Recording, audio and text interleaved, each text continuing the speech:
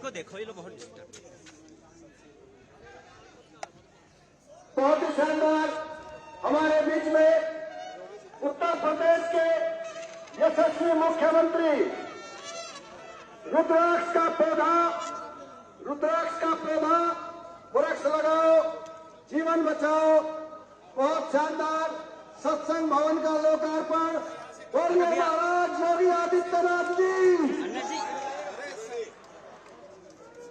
महाराज योगी आदित्यनाथ जी, महाराज योगी आदित्यनाथ जी।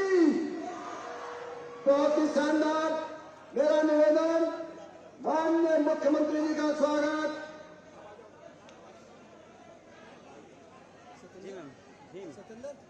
महाराज योगी आदित्यनाथ जी का स्वागत, अभिनंदन। बोलिए महाराज योगी आदित्यनाथ जिंदाबाद, जिंदाबाद। महाराज योगी आदित्यनाथ जिंदाबाद, जिंदाबाद। ये देखिए बहुत सुंदर परंपरा, सन्यासियों का स्वागत माननीय मुख्यमंत्री जी के द्वारा। बहुत ही शानदार रुद्राक्ष के पौधे का मंदिर परिसर में माननीय यशस्वी सांसद डॉक्टर सत्यपाल सिंह जी और अर्जुन नाथ जी के द्वारा बहुत ही सुंदर रुद्राक्ष के पौधे का वृक्ष लगाओ जीवन बचाओ, वृक्ष लगाओ। थोड़ा हट जाए आप, सामने से देखने दीजिए। वृक्ष लगाओ जीवन बचाओ, वृक्ष लगाओ। बोलिए जीवन बचाओ, वृक्ष लगाओ जीवन बचाओ, वृक्ष लगाओ जीवन बचाओ। बहुत ही सुंदर रुद्राक्ष के पौधे का हम संकल्प लें, हम अपने अपने घरों में जाकर के एक एक पौधा लगाएं। बहुत ही यशस्वी माननीय मुख्यमंत्री जी और लोकसभा के हमारे सांसद डॉक्टर सत्यपाल सिंह जी के द्वारा बहुत शानदार। एक बार मेरा निवेदन, एक अर्जुन नाथ जी से मेरा निवेदन, 1 मिनट। माननीय अर्जुन नाथ जी से जनता की ओर अभिवादन माननीय मुख्यमंत्री जी के द्वारा।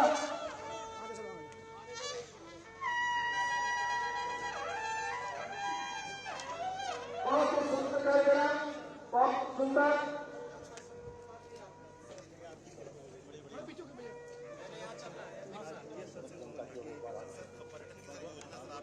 बहुत ही शानदार। चलो जल्दी माननीय प्रेम में रहते हो, पूरा डिस्टर्ब किए।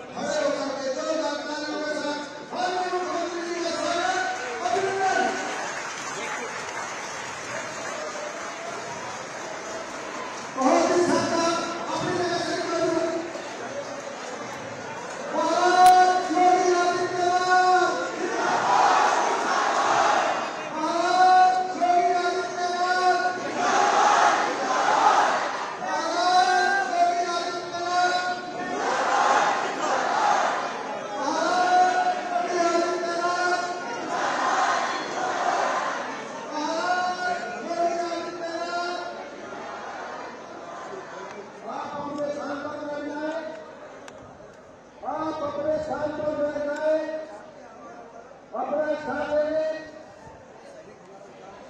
अपना स्थान आप ले लीजिए, बैठ जाइए।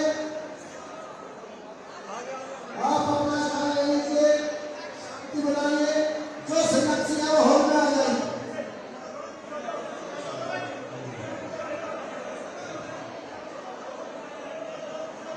सभी सन्यासी हॉल के अंदर आ जाए। सभी सन्यासी हॉल के अंदर अपना स्थान ले लें। रायपुर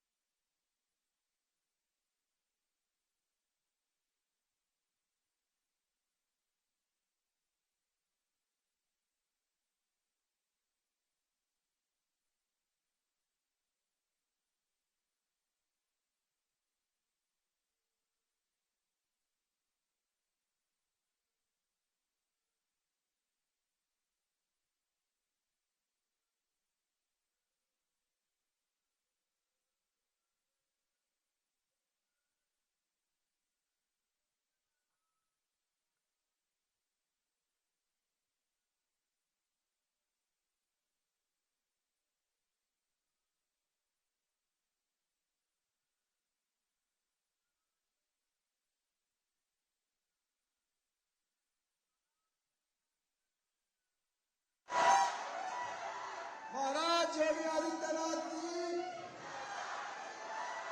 महाराज योगी आदित्यनाथ जी।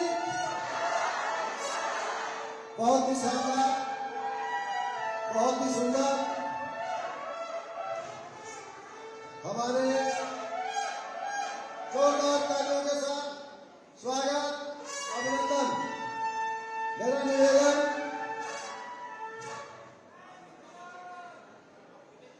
बहुत बहुत स्वागत, बहुत बहुत अभिनंदन। बोलिए भारत माता की, भारत माता की। बहुत ही निर्भीक निडर सन्यासियों के द्वारा माननीय मुख्यमंत्री जी का स्वागत, जोरदार तालियों के साथ स्वागत, अभिनंदन।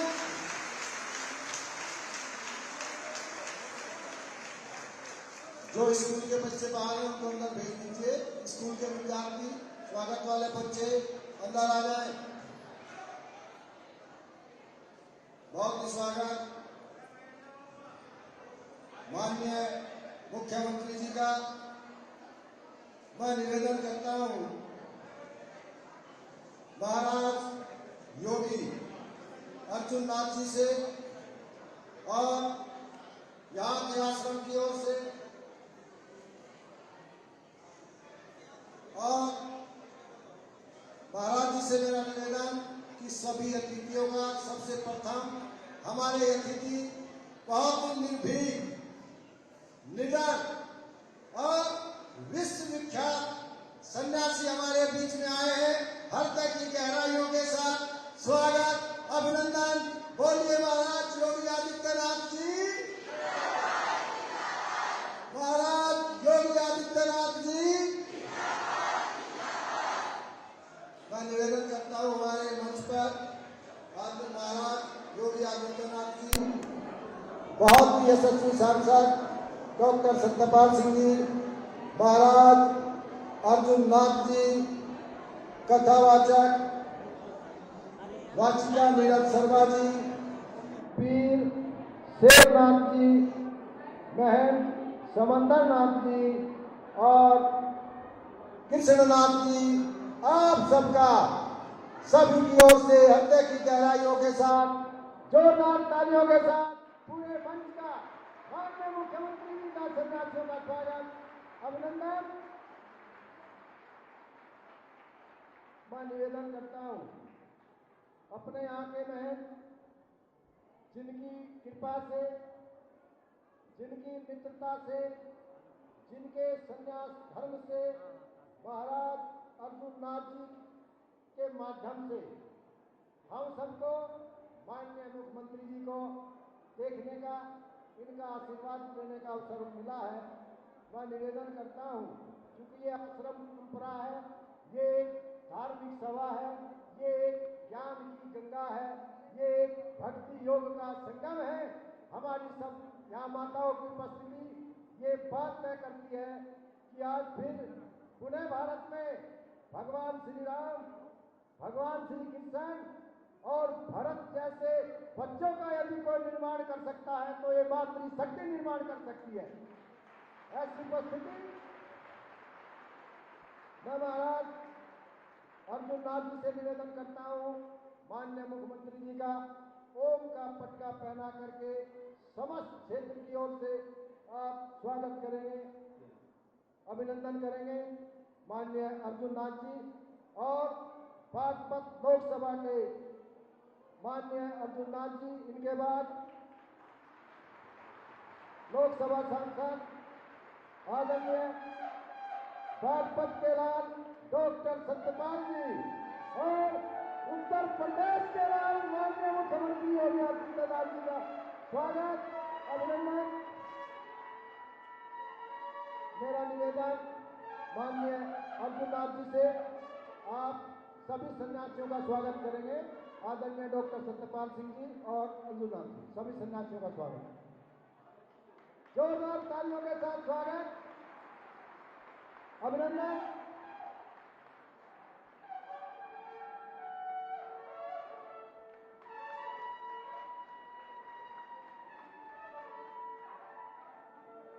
डॉक्टर सत्यपाल सिंह जी का स्वागत, अभिनंदन।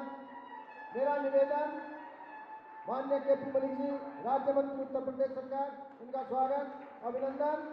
और मैं निवेदन करता हूं भाई कपिल जी से कि वो अर्जुन नाथ जी का स्वागत करेंगे। कपिल आर्य जी जनपद के वरिष्ठ पदाधिकारी, जनपद में 80 आर समाजे हैं, उनकी ओर से आदरणीय बहन जी का स्वागत। और हमारे बीच में कथावाचक नीरज जी का स्वागत बहन जी करेंगी और उनका पटका पहना करके। ओम। मेरा निवेदन, अपना स्थान ले लीजिए आप सब। बोलिए भारत माता की। ये हम सब के लिए बहुत ही अभी स्वागत का कार्यक्रम है, उसके बाद शुभारंभ होगा कथा का। अभी स्वागत का कार्यक्रम आरंभ हो रहा है। बहुत ही सुंदर माननीय मुख्यमंत्री जी के द्वारा गोरखनाथ आश्रम में इनका पदार्पण हुआ और महाराज श्री के द्वारा 256 किलो का एक घंटा माननीय सांसद की गुलिमामयी उपस्थिति में, जिसको माननीय मुख्यमंत्री जी ने अपने हाथों से उसको बजा करके उसका उद्घाटन किया। जोरदार तालियों के साथ उनका आभार और धन्यवाद। माननीय मुख्यमंत्री जी ने निर्माणाधीन गोरखनाथ मंदिर का अवलोकन किया कि वो कैसे भविष्य में भव्य बन सकता है। और महाराज लक्ष्मीनाथ जी, बाबा छोटेनाथ जी की समाधि पर पुष्प अर्पित करते हुए पूजा अर्चना, नव जो हमारा मंदिर बना है दुर्गा का, उसमें पूजा अर्चना हुई और रुद्राक्ष के पौधे का वृक्षारोपण यहाँ हुआ। वृक्ष लगाओ जीवन बचाओ का संदेश, माननीय मुख्यमंत्री जी का संदेश।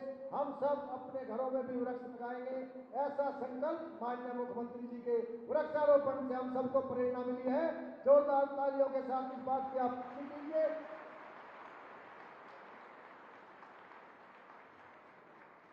अब मैं निवेदन करता हूं, अतिथि देवो भव। और हमारे जो बाहर क्षेत्र के लोग आए हैं, बुजुर्ग आए हैं, जो एलईडी पर देख रहे हैं, स्वयं माननीय मुख्यमंत्री जी ने बाहर मैदान पर आप सबका अभिवादन स्वीकार किया है, तो बाहर से भी जोरदार तालियों के साथ माननीय मुख्यमंत्री जी का स्वागत, अभिनंदन। अब मैं निवेदन करता हूं हमारे इस मंदिर के महंत माननीय अर्जुन देव जी को, अर्जुन नाथ जी से, कि वो एक योगीनाथ भगवान श्री कृष्ण जी की एक मूर्ति, एक स्मृति चिन्ह माननीय मुख्यमंत्री जी को देंगे और यहाँ के यशस्वी सांसद डॉक्टर सत्यपाल सिंह जी दोनों मिलकर के माननीय मुख्यमंत्री जी को एक चित्र भेंट करेंगे भगवान श्री कृष्ण जी का। सभी मंच पर सन्यासी, कथावाचिका नीरज शर्मा जी, वीर शेरनाथ जी, समुद्रनाथ जी। बोलो भारत माता की। योगीराज श्री कृष्ण जी महाराज की। बहुत ही शानदार ऐसा भव्य कार्यक्रम। बच्चे बैठ जाएं। बोलिए भारत माता की। हमारे बीच में, क्योंकि आज पीछे बात ना होगी, आज एक बड़ा कार्यक्रम बड़ौत में भी होने जा रहा है, तो आप सबसे निवेदन है, हमारे बीच में मंच पर वीर शेरनाथ जी उपस्थित हैं, आपका जोरदार तालियों के साथ स्वागत, अभिनंदन। बहन समंदर नाथ जी उपस्थित हैं, आपका स्वागत। बहन कृष्णनाथ जी यहाँ उपस्थित हैं, आप सबका स्वागत। माननीय मुख्यमंत्री जी के प्रोटोकॉल को ध्यान में रखते हुए हम आज केवल माननीय मुख्यमंत्री जी का स्वागत और इनका उद्बोधन और धर्म की गंगा, ज्ञान की गंगा, भक्ति का रस लेकर के यहाँ से जाएंगे। तो केवल और केवल यहाँ के महंत और स्वागत के रूप में, जब से उत्तर प्रदेश में माननीय मुख्यमंत्री योगी आदित्यनाथ जी आए हैं, तब से मैं बताना चाहता हूं, आप पुष्टि करेंगे क्या अब कोई गुंडा बदमाश नजर भर करके भी बहन बेटियों की ओर देखता है? जोरदार तालियों के साथ आज आभार करने का अवसर है, आभार प्रकट करने का अवसर है। विश्वविख्यात स्वामी श्रद्धानंद जी के बाद बैठ जाएं सब, आदेश है स्वामी महाराज जी का, बैठ जाएं, कोई खड़ा नहीं होगा जब तक आप नहीं बैठेंगे, कार्यक्रम नहीं चलेगा आगे। सुरक्षा अधिकारियों से निवेदन, इनको बैठाइए सब लोगों को। बहुत ही निर्भीक,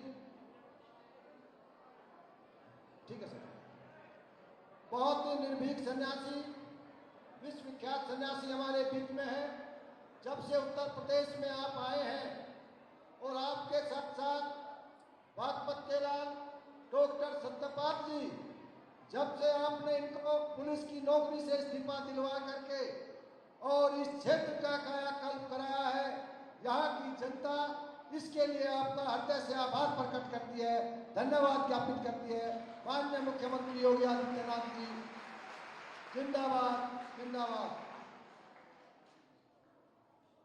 और एक निवेदन, भारत सरकार के द्वारा देश में क्रांति की अलख जगाने वाले महर्षि दयानंद सरस्वती जी की 200वीं जन्म जयंती पूरे विश्व के 34 देशों में मनाई जा रही है। महर्षि दयानंद जी की 200वीं जन्म जयंती विश्व के 200 से अधिक देशों में मनाई जा रही है। तो महाराज योगी आदित्यनाथ जी ने स्वामी दयानंद सरस्वती जी की जयंती सरकारी खर्च पर पूरे उत्तर प्रदेश में मनाने के लिए इनकी अध्यक्षता में एक कमेटी का गठन हुआ है। तो मैं निवेदन करता हूं, 3,500 आर्य समाज उत्तर प्रदेश में है। दुनिया के समस्त आर्य समाज की ओर से आर्य प्रतिनिधि सभा के संरक्षक आदरणीय डॉक्टर सत्यपाल जी, माननीय मुख्यमंत्री जी का आर्य जगत की ओर से हार्दिक स्वागत, हार्दिक अभिनंदन।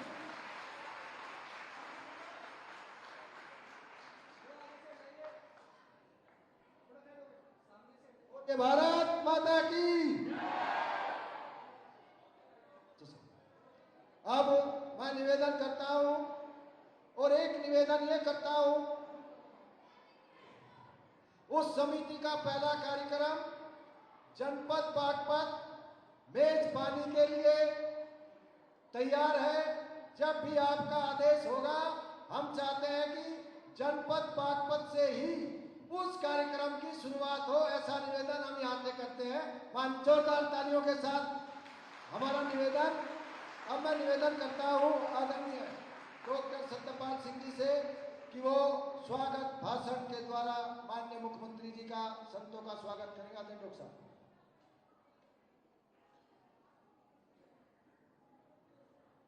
आज के इस बहुत ही भव्य और दिव्य कार्यक्रम के मुख्य अतिथि उत्तर प्रदेश के बहुत ही यशस्वी, बहुत ही तपस्वी, बहुत ही मनस्वी, जिनके एक हाथ इनका साधु का आशीर्वाद का हाथ है और उनके दूसरे हाथ में गुंडों और बदमाशों और गैंगस्टरों के लिए जिनके हाथ में अस्त्र और शस्त्र भी है, ऐसे आदरणीय योगी आदित्यनाथ जी का मैं अपनी ओर से, आप सब लोगों की ओर से, इस क्षेत्र की तरफ से, जितने लोग हमारे सभी आदरणीय माताएं बहनें, हमारे पूज्य संतगण और जितने लोग बाहर हैं, आप सब लोगों की तरफ से और हमारे महंत अर्जुननाथ जी की तरफ से उनका मैं यहाँ पर बहुत बहुत उनका मैं अभिनंदन करता हूँ, उनका मैं बहुत बहुत स्वागत भी करता हूँ।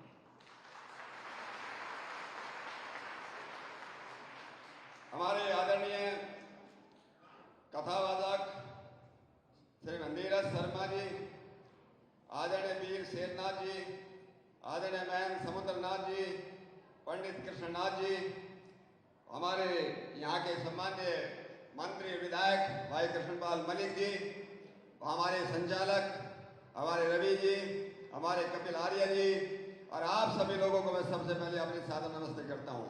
हमारे इतने पत्रकार बंधु आए हैं, आप सबका भी मैं स्वागत करता हूँ। मैं अपनी बात केवल 2 मिनट में खत्म करूंगा।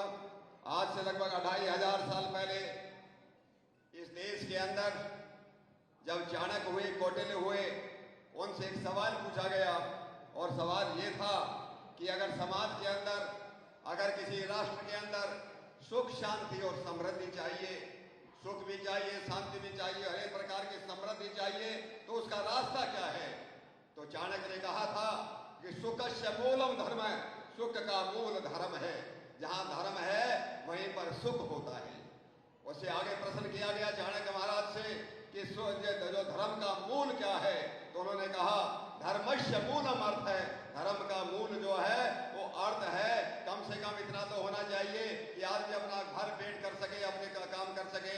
और इसलिए हम लोग कहते हैं कि भूखे भजन में हो गोपाला, ये लो अपनी कंठी माला। और आज हमारे महाराज योगी आदित्यनाथ जी ने जो इस क्षेत्र के ऊपर जो कृपा की, जो आशीर्वाद दिया, अर्जुन नाथ जी का यहाँ छोटा सा एक आश्रम था, इस आश्रम को एक भव्य आश्रम बनाने का जो काम किया है, ये पूरे क्षेत्र का गुरु गोरक्षनाथ के नाम पर जो है ये आश्रम यहाँ आपने स्थापित किया। आपके आशीर्वाद से इतना भव्य बना है कि पूरे क्षेत्र के अंदर, पूरे बागपत के आसपास के क्षेत्रों के अंदर भी ये धर्मनाथ इस बड़ा घंटा जो बजा है, जो 256 किलो का जो घंटा है, उससे भी ज्यादा आवाज इस आश्रम की गुरु गोरक्षनाथ जी की इस क्षेत्र में होगी। धर्म का नाद और धर्म का निनाद होगा। इसलिए मैं पुनः महाराज अपने मुख्यमंत्री योगी आदित्यनाथ जी का धन्यवाद करता हूँ।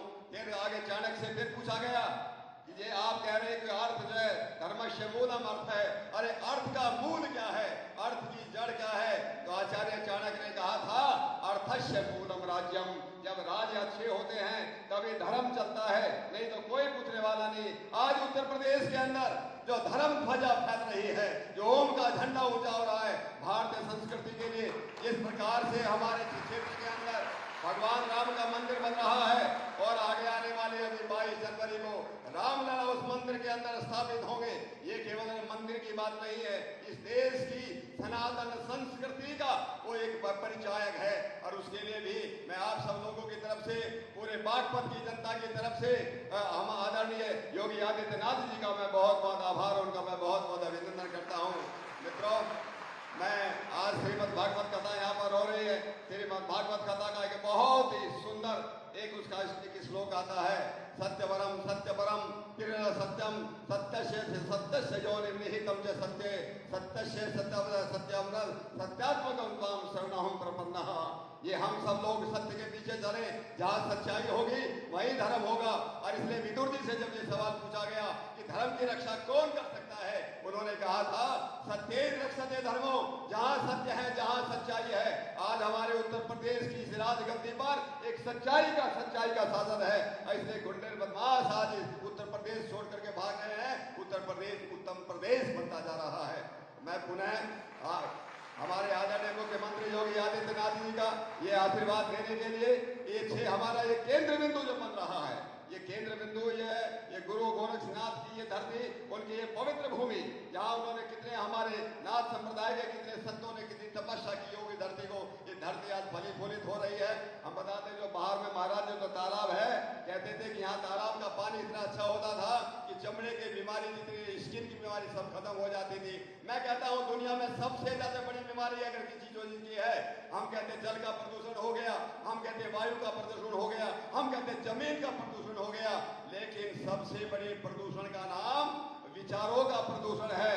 और ये विचारों के प्रदूषण को दूर करने का जो दुनिया के अंदर मार्केट के अंदर को साबुन नहीं मिलता, कोई डिटर्जेंट नहीं मिलता, और इसलिए इन मनों के प्रदूषण का, विचारों के प्रदूषण को दूर करने का जो काम करेगा, ये गुरु गोरक्षनाथ की ये जो मंदिर बना है, ये जो आश्रम बना है, ये जो सत्संग हाट बना है, ये उसको दूर करेगा। इसलिए मैं पुनः आदरणीय मुख्यमंत्री जी का बहुत बहुत आभार व्यक्त करता हूँ, अभिनंदन करता हूँ। एक बात जरूर है, ये जो मंदिर शुरुआत हुई है, एक देवी का मंदिर और गुरु गोरक्षनाथ का मंदिर, अभी थोड़ा सा उसमें बाकी है। इसलिए महाराज जी आपकी ऊपर भी कृपा की यहाँ पर जरूरत है, ताकि ये भव्य जगह बन करके इस क्षेत्र का वो करते रहे। आप सभी को सादर नमस्ते करता हूँ, अपनी बात को मैं विराम देता हूँ। बहुत बहुत धन्यवाद। ये मंदिर वैचारिक प्रदूषण को इस क्षेत्र से समाप्त करने का काम करेगा। अब मैं बहुत ही निर्भीक, स्वामी श्रद्धानंद के बाद यदि दुनिया में कोई निर्भीक सन्यासी नजर आ रहे हैं, मैं देख पा रहा हूं उनकी कार्यशैली। और इस क्रांति धारा पर उत्तर प्रदेश के आखिरी छोर पर विश्व विख्यात सन्यासी, निर्भीक सन्यासी, हम सबके मुखिया और संत, जो केवल राष्ट्र के लिए अपना जीवन समर्पित कर दिया है, ऐसे मुख्यमंत्री योगी आदित्यनाथ जी का आप सबके द्वारा, जो हमारे साथी बाहर हैं, जोरदार तालियों के साथ इनका स्वागत, इनका अभिनंदन। और मेरा विनम्र निवेदन, माननीय मुख्यमंत्री जी हम सबको अपना आशीर्वाद देंगे। माननीय मुख्यमंत्री जी योगी आदित्यनाथ जिंदाबाद, जिंदाबाद।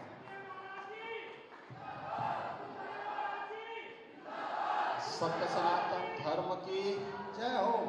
सत्य सनातन धर्म की जय हो। भारत माता की जय।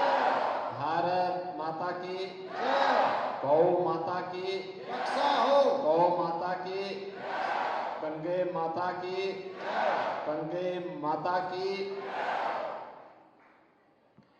श्रीमद् भागवत महापुराण कथा शुभारंभ के अवसर पर व्यासपीठ पर विराजमान कथा वाचिका के रूप में यहाँ पर विशेष रूप से उपस्थित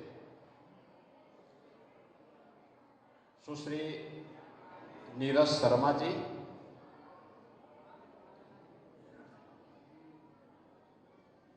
पूर्व केंद्रीय मंत्री और लोकप्रिय सांसद डॉक्टर सतपाल सिंह जी, प्रदेश सरकार में मंत्री श्री केपी मलिक जी,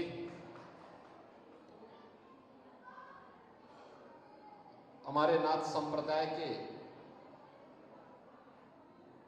जो प्रमुख संत हैं उनमें 12 के श्री महंत कृष्णनाथ जी, 18 के श्री महंत समुद्रनाथ जी, जूनागढ़ गुजरात और पेवा हरियाणा दोनों जगह पर श्री महंत के रूप में अपनी सेवाएं दे रहे हैं श्री महंत शेरनाथ जी महाराज,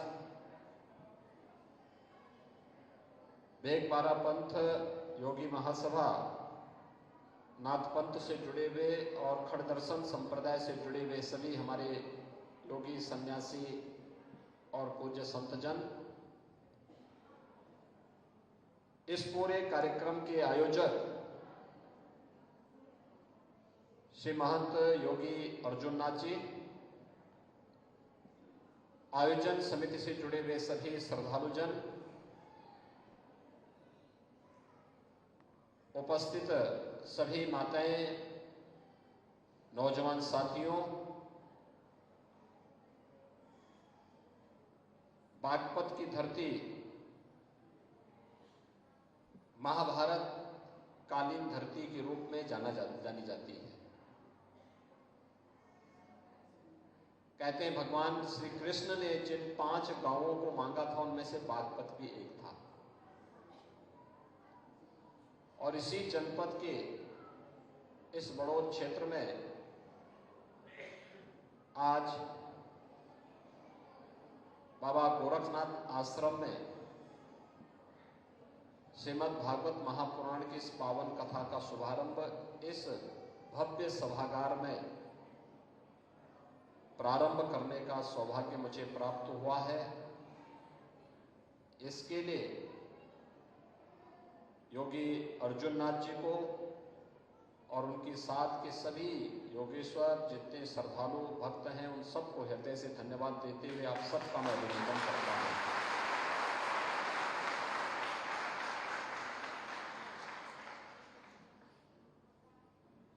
अभी हमने 2 दिन पूर्व विजयादशमी के महापर्व को पूरी उत्साह उमंग के साथ में, हर्षोल्लास के साथ में उसको संपन्न किया है।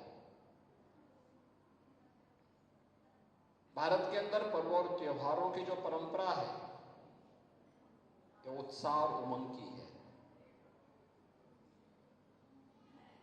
इसमें शोक के लिए कोई जगह नहीं है, दुख के लिए कोई जगह नहीं है, उत्साह और उमंग के लिए है। हमने सकारात्मक सोच के साथ भारत की परंपरा को सदैव एक सकारात्मक भाव के साथ आगे बढ़ाने का कार्य किया। यह भारतीय ऋषि परंपरा की साधना और सिद्धि का परिणाम है। अच्छा सोचो, अच्छा करो, परिणाम अच्छा ही आएगा और उस अच्छे के लिए ही ये सब कार्य हुए हैं। सत्य, धर्म और न्याय की विजय का पर्व है विजयादशमी। प्रभु श्री राम की रावण पर विजय के फलस्वरूप पूरे भारतवर्ष में और दुनिया में जहां कहीं भी सनातन धर्मावलंबी रहता है वह इस पर्व और त्योहार के साथ जुड़ करके इस उत्साह और उमंग का आनंद लेता है। इस धरती का यह सौभाग्य है, इसने भारत के इतिहास को बनाया है, भारत के इतिहास को बनते हुए देखा है, उसके साथ आगे बढ़ा है। याद करिए 5000 वर्ष पहले जिस धरा पर भगवान श्री कृष्ण ने 5 गांव मांगे थे और जिसमें से एक गांव आपका जनपद भी है, ये वही धरती है। जब कौरव ने मना कर दिया कि नहीं, हम दुर्योधन ने कहा कि नहीं 5 गांव तो दूर 1 इंच जमीन नहीं देंगे, तो महाभारत भी हुआ था। महाभारत के बाद महाभीषण संग्राम हुआ। उस महायुद्ध के बाद जो जनधन की हानि हुई, मानवता पूरी तरह लहूलुहान हो चुकी थी, ज्ञान विज्ञान की पूरी परंपराएं एक प्रकार से नष्ट सी हो गई थी। तब भगवान वेदव्यास ने, जो स्वयं अब इस पूरे युद्ध के दृष्टांत थे, उनके सामने सारी घटनाएं घटित हुई थी, उन्होंने महाभारत जैसा महाकाव्य के रूप में एक ग्रंथ भी रचा और भारत का इतिहास है। और उस कालखंड में उन्होंने इस बात की घोषणा भी की कि धर्म, अर्थ, काम और मोक्ष से जो 4 मानवीय पुरुषार्थ हैं, इनसे संबंधित दुनिया में जहां कहीं भी कुछ है वह सब इस ग्रंथ में है, और जो इस ग्रंथ में नहीं वह अन्यत्र कहीं नहीं। धर्मे अर्थे च कामे च मोक्षे च भरतर्षभ यदि हास्ति त्वदन्यत्र यन्ने हास्ति न त्वत्क्वचित्। जो यहां नहीं वो अन्यत्र कहीं नहीं। यह भारत का ही कोई ऋषि कर सकता है, ये दावा कोई ऋषि ही इस बात की कर सकता है। यानी जो मैं लिख रहा हूं वही दुनिया में है, और जो दुनिया में है वो सब इसमें है, लेकिन जो इसमें नहीं है वो अन्यत्र कहीं नहीं मिलेगा। ये भारत का कोई वेदव्यास जैसा ऋषि है। और कहते हैं कि जो उनकी अंतिम रचना थी वह थी श्रीमद् भागवत महापुराण। उन्होंने वेदों को एक संयोजन किया, सर्वसुलभ बनाने का रास्ता प्रशस्त किया। 18 पुराण रचे, भारत की पौराणिक व्यवस्था को लिपिबद्ध करने का कार्य भी किया। और महाभारत युद्ध के बाद सबसे पहले जब उस उलझन में थे जिनके सामने पूरा कुरुवंश नष्ट हो गया हो, कितने व्यथित उनका मन रहा होगा, उनका अंतःकरण रहा होगा। और इसीलिए श्रीमद् भागवत महापुराण की रचना उनको करनी पड़ी थी, स्वयं की शांति के लिए, अपने अंतःकरण की शांति के लिए और आने वाले मानवता के कल्याण के लिए। श्रीमद् भागवत महापुराण की यह कथा एक ज्ञान यज्ञ भी है, क्योंकि ये मोक्ष से जुड़ी हुई कथा है, मुक्ति से जुड़ी हुई कथा है। हम धाम दर्शन करने जाते हैं इसलिए जिससे मुक्ति का मार्ग प्रशस्त हो सके। हम लोग तीर्थों में जाते हैं इसलिए हमें मुक्ति मिल सके। हम कोई दान करते हैं इसलिए हमें मुक्ति मिल सके।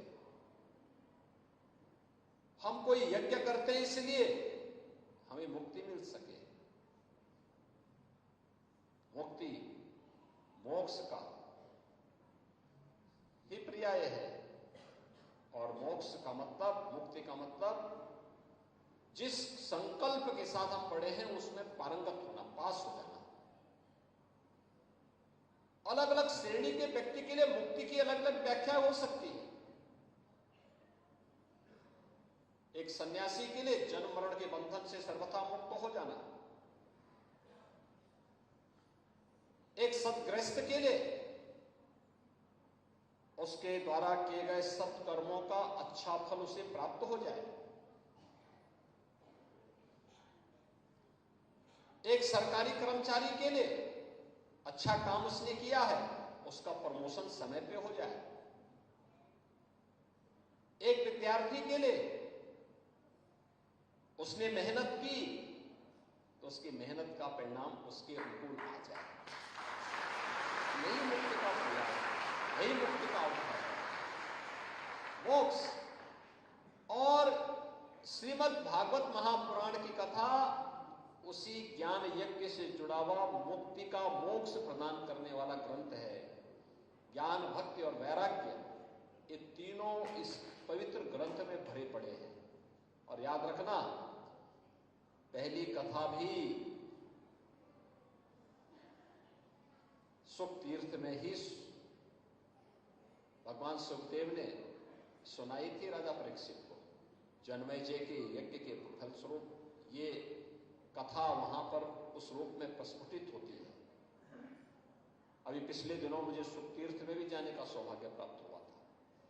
गंगा जी की पूरी धारा को ही हम वहां लेकर के चले गए। सुख तीर्थ बन गया। हजारों वर्षों की जो तमन्ना थी आज वहां पूरी हुई है। और आज यहां पर योगी अर्जुननाथ जी ने इतनी बड़ी संख्या में संतों को, योगेश्वरों को, इतनी बड़ी संख्या में श्रद्धालु जनों को, इतनी बड़ी संख्या में माताओं को, बाहर भी भारी संख्या में लोग खड़े हैं। मैं तो ये सोच रहा था कि मैं नवरात्रि और विजयादशमी के बाद में बागपत में जल्दी जा रहा हूं। ऐसा तो नहीं है कि लोग आए नहीं होंगे, मैं वहां अकेले रहूं। लेकिन यहां आकर के मुझे बहुत अच्छा लगा कि इतनी बड़ी संख्या में लोग आए हैं। कथा के प्रति लोगों के मन में अनुराग है। दोसा है कि योगी कैसे जंगल में मंगल कर देता है। योगी अर्जुननाथ जी ने करके दिखाया। 256 किलो का घंटा तो हम लोगों ने बाहर अभी उसको बजाया ही। भारत की परंपरा में घंटा यह जागरण का प्रतीक होता है।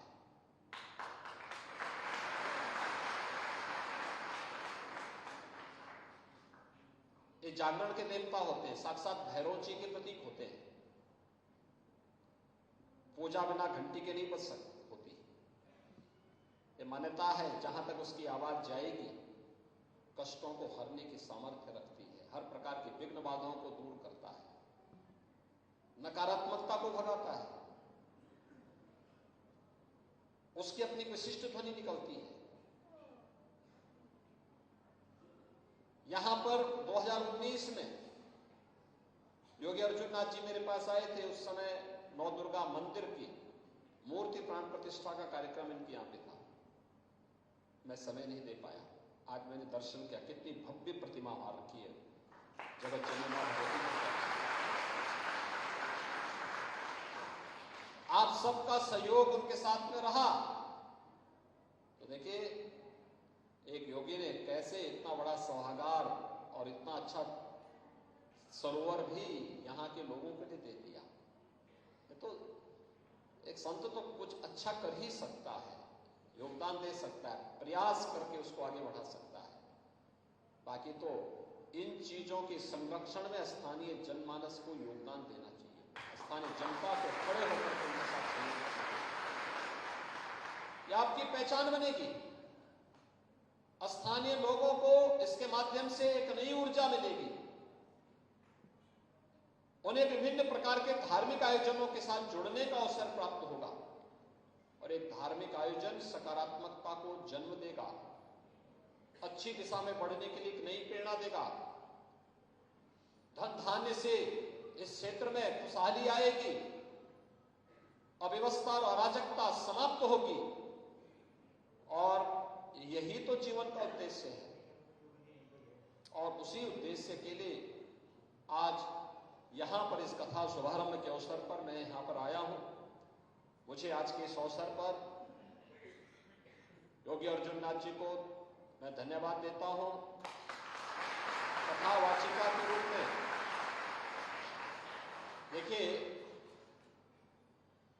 एक विदुषी यहां पर श्रीमद् भागवत महापुराण की कथा की वाचिका के रूप में आपके सम्मुख बैठे।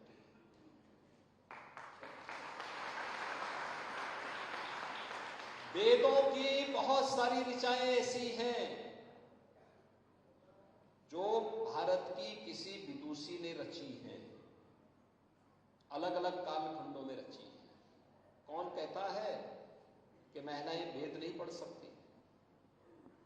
कौन कहता है कि महिलाएं संस्कृत नहीं पढ़ सकती? कौन कहता है कि महिलाएं जीवन के किसी एक क्षेत्र में जाकर के नेतृत्व नहीं कर सकती? हमें जब विद्या के अधिष्ठात्री देवी के रूप में किसी की अर्चना करते हैं तो देवी सरस्वती की ही पूजा करते हैं। तो फिर एक विदुषी के श्रीमुख से श्रीमद् भागवत महापुराण की कथा का सुनना आप सबके लिए सौभाग्य का विषय होना चाहिए और आप सब इस पूरी कथा का श्रवण का आनंद लें। कथा के मर्म को जानने सुनने का एक अवसर आप सबके पास होगा। हमें इन प्रसंगों को जो आपसे जुड़े हुए होंगे उनसे प्रेरणा प्राप्त करनी चाहिए। अपने जीवन में उनमें से कुछ को भी अगर हम किसी भी रूप में अंगीकार कर पाएंगे तो वह कल्याण का मार्ग प्रशस्त करेगा। आज के इस अवसर पर एक बार फिर से इस पूरी कथा का पुण्य इस पूरे क्षेत्र को प्राप्त हो, इसके लिए मैं आप सबके प्रति हृदय से अपनी शुभकामनाएं देता हूं। कथावाचिका जी का हृदय से अभिनंदन करता हूं।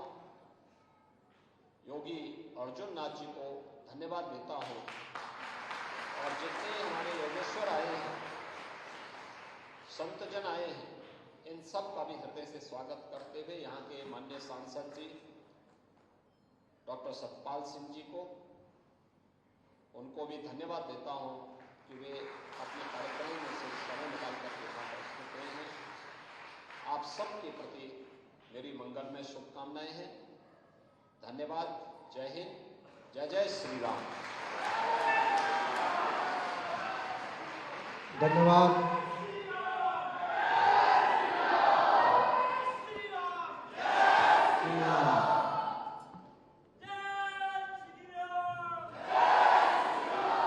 बहुत ही शानदार, बहुत ही उद्बोधन, हम सबके लिए प्रेरणा का स्रोत। बोलिए महाराज योगी आदित्यनाथ जिंदाबाद।